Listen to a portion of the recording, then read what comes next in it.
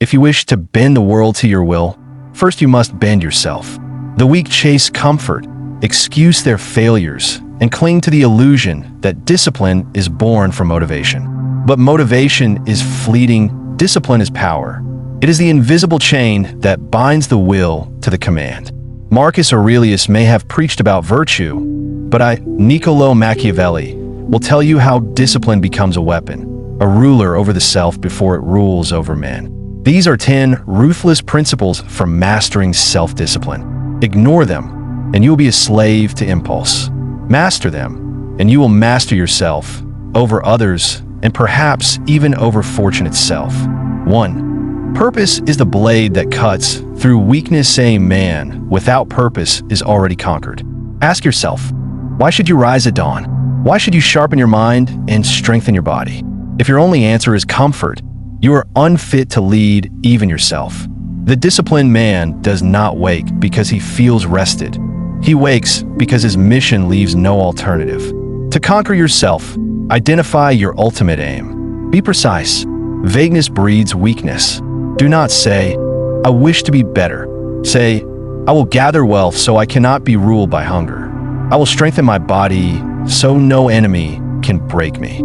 I will sharpen my mind so no trick can deceive me. With such clarity, hesitation dies.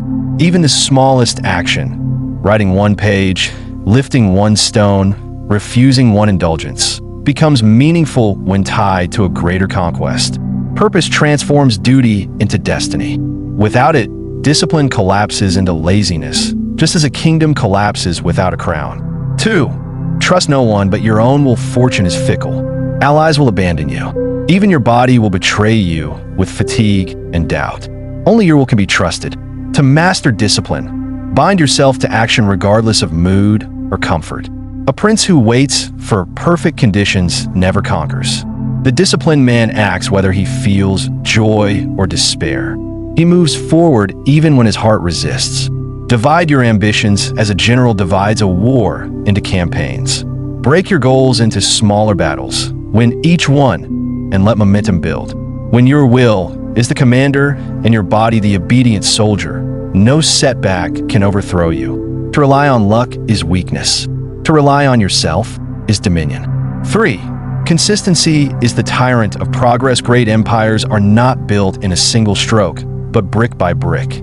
Likewise, self-discipline is not a momentary burst of effort. It is a daily march. You must show up every day, even when exhausted, even when uninspired. For every time you skip your duty, you weaken the chain of command within yourself. Consistency is the tyrant that rules over excuses. Do not mourn a single failure. Even kings stumble. What defines you is not whether you fall, but whether you rise again immediately. A missed day does not become a missed year unless you permit it. Each morning is a coronation. Each choice is a chance to reaffirm your sovereignty over yourself. The weak chase motivation. The strong cultivate habit. The tyrant of consistency will make discipline automatic until effort itself becomes your nature. For trained through voluntary hardship, the soldier who has only known silk sheets will flee at the sound of steel. The prince who has only eaten feasts will starve when famine strikes. Discipline is forged in hardship. Do not wait for life to test you. Test yourself first. Deny comfort willingly so that you harden your spirit. Fast for a day though food surrounds you. Walk bare in the cold though cloaks are near. Sleep on the ground though a bed is at hand. Disconnect from indulgence, wine, luxury, distraction, and learn to live without them. When you embrace voluntary hardship, you train yourself to command your desires instead of being commanded by them. Fortune favors the man who can endure deprivation, for he cannot be broken by scarcity. When comfort is taken from him, he remains unshaken. That is true discipline. 5. Rule what you can control. Accept what you cannot. A ruler who obsesses over the weather wastes his reign. Likewise, a man who frets over matters beyond his command squanders his strength.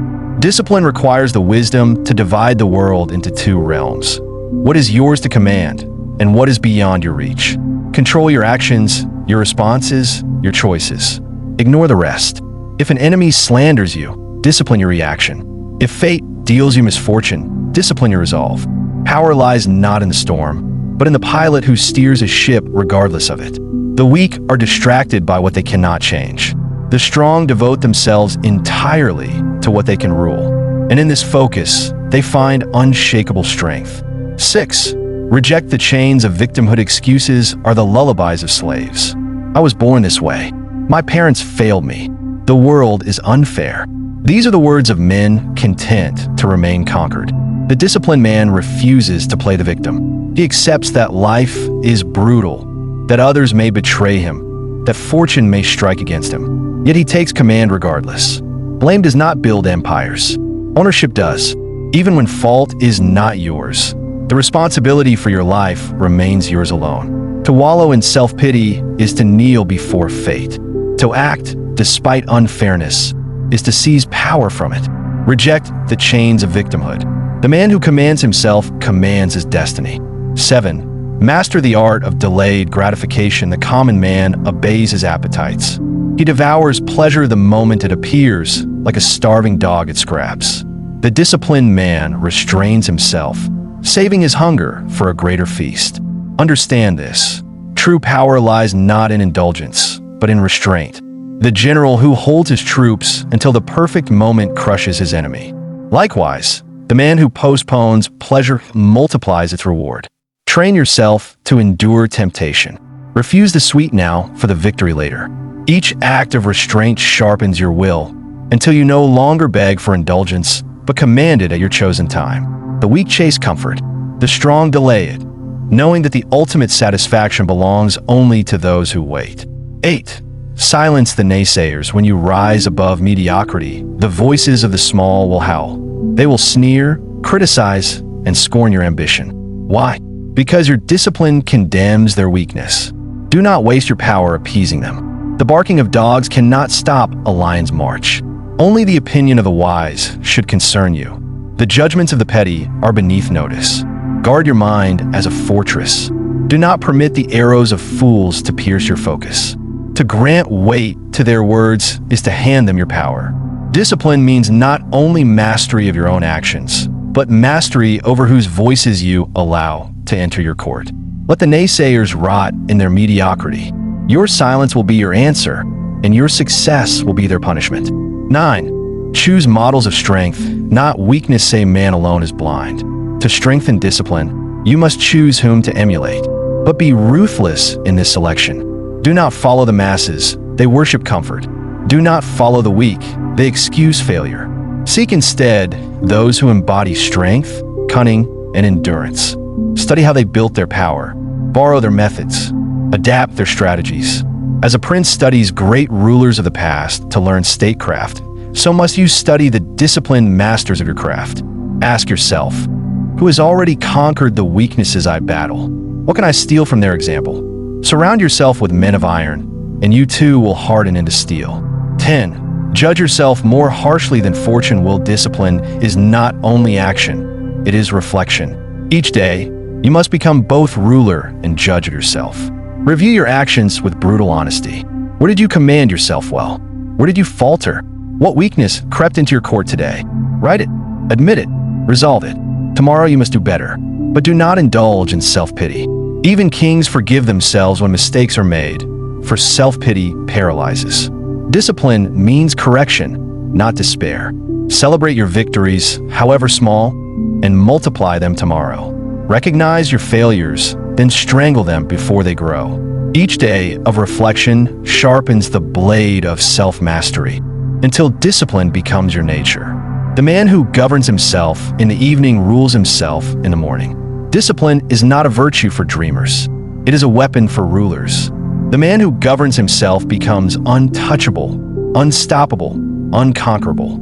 He becomes master of his will, commander of his body, sovereign over his destiny. Do not ask for an easier life. Demand a stronger will. For in this ruthless practice of self-discipline lies the true path, not to comfort, but to power.